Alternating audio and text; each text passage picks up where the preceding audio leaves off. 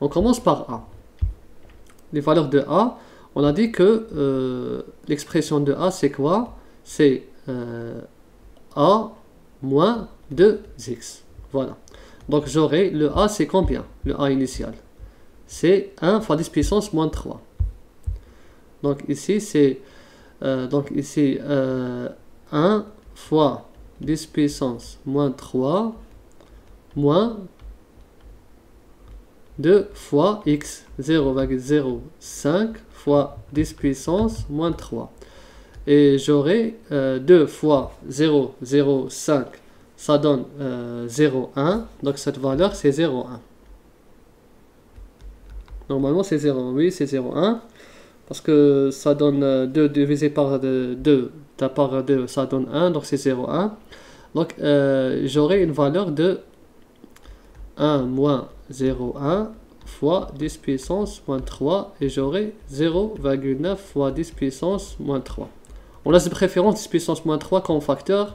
Parce que si on met 10 puissance moins 3, ça va être des valeurs très très faibles et on ne peut pas travailler ensuite. Donc de préférence, on travaille comme ça. Donc ici, c'est la valeur de A moins 2x à t est égal à 110 minutes. Donc ici, c'est 0,9. Je vais remplacer ici, c'est 0,9.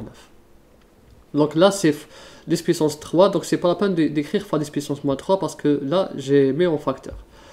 Je poursuis toujours maintenant à T2. À T2, c'est-à-dire à 250 minutes.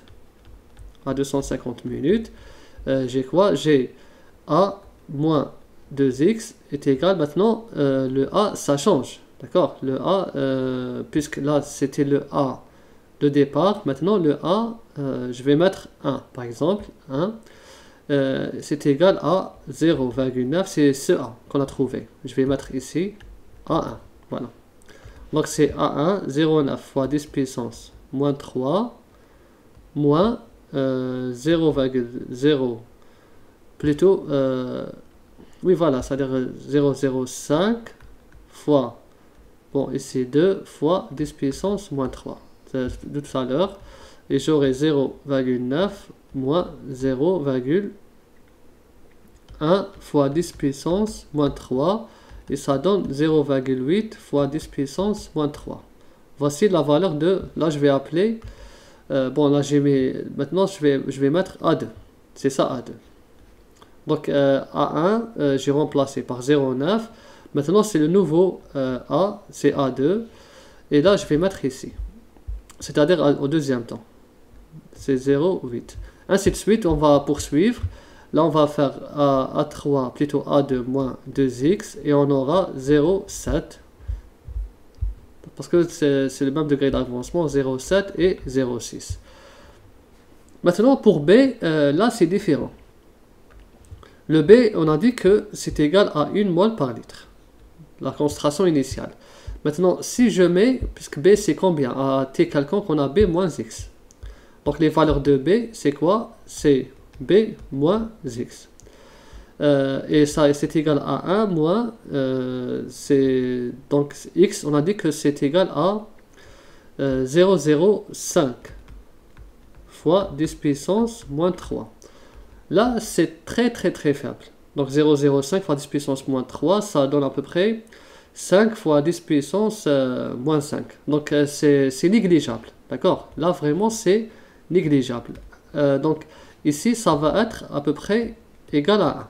On va pas, donc là c'est vraiment négligeable, donc on va dire que B reste constant, il ne change pas. C'est un réactif en excès, il reste constant. Donc ici ça va être presque pour toutes, pas presque, mais pour toutes à tous les temps, ça va est égal à 1. D'accord? C'est égal à 1. Donc c'est constant. Donc le B il est constant. Il ne change pas parce qu'il est à 1 fois mol par litre. Sa concentration est 1000 fois celle de A et de C. Donc 1000 fois c'est beaucoup. Donc on voit bien que même si on fait on enlève le X, ça reste toujours en très grande quantité. Le B il est en très grande quantité. Donc il va pas, c'est le solvant de cette réaction. et on va dire que il va pas participer, c'est-à-dire sa concentration ne va pas affecter la vitesse de la réaction. Donc là, du moment que c'est constant, on peut dire, déjà maintenant, on a une idée que la concentration de B n'affecte pas la vitesse de la réaction. Donc voilà, on a complété le tableau, le voici, donc 0,9, 0,8, 0,7, 0,6.